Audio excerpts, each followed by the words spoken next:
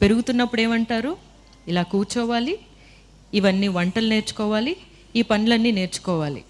ఎందుకు? నువ్వు ఇంకొకళ్ళ ఇంటికి వెళుతున్నావు కదా, అక్కడ మా పేరు నిలబెట్టాలి, తల్లిదండ్రుల పేర్లు నిలబెట్టాలి నువ్వు. అందుకని ఒక ట్రైనింగ్ సెంటర్లోని ఒక అమ్మాయిని ట్రైన్ చేస్తున్నారు ఇంకొక చోటకి వెళ్ళడానికి కదా. ఇప్పుడు వీటన్నిటినీ నేను ప్రశ్నించాలి అనే ఒక మాట వచ్చింది. నేనే ఎందుకు ఈ పనులన్నీ చెయ్యాలి అని ఒక డౌట్ వచ్చింది. అబ్బాయిలు కూడా చెయ్యాలి కదా. కాదు అన్నారు. కొంతమంది ఏమన్నారంటే, నువ్వు ఈ మాట అడిగావు కదా, రా మా వైపు రా, నువ్వు మా కోసం మాట్లాడు అన్నారు.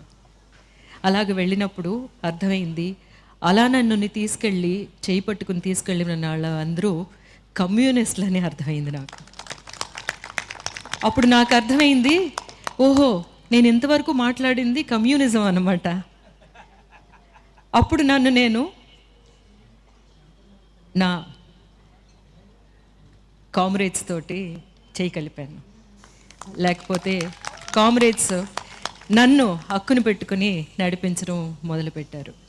మనల్ని చూసి చాలా భయపడుతున్నారు. అది మీకు అర్థమవుతుందో లేదో. ఎందుకంటే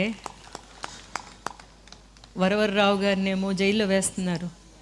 ఎందుకు? ఏ ప్రాబ్లము ఏమీ లేకుండానే ఎందుకు జైల్లో పడేస్తున్నారు? వాళ్ళు ఏం చేశారు అంటే, వాళ్ళ చేతిలో కలం ఉంది, వాళ్ళు మాట్లాడే మాటలు ఉన్నాయి. ఇవి వినేసరికి అందరికీ పెద్ద పెద్ద ఉత్తేజాలు వచ్చేస్తాయి. నిజాలు మాట్లాడుతున్నాం మనం కదా, అందుకని భయం. కానీ మనం భయపడం.